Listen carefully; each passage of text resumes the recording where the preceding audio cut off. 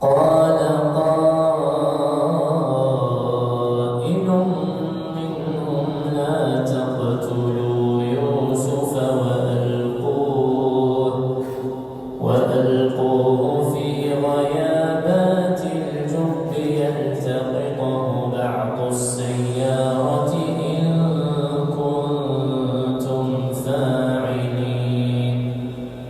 قالوا يا أبانا ما لك لا تامنا على يوسف وإنا له لناصحون أرسله معنا غدا يرتع ويلعب وإنا له لحافظون. قال إني ليحزنني أن تذهبوا به وأخاف أن يأكله الذئب وأنتم عنه غافلون.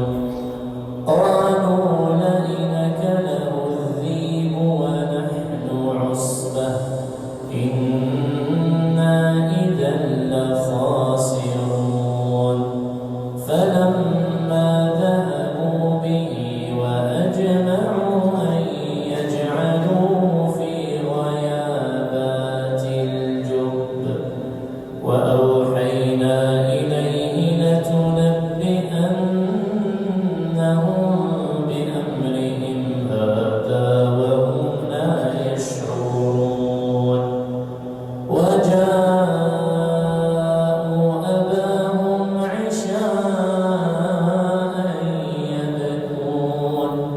قالوا يا أبانا إنا ذهبنا نستبق وتركنا يوسف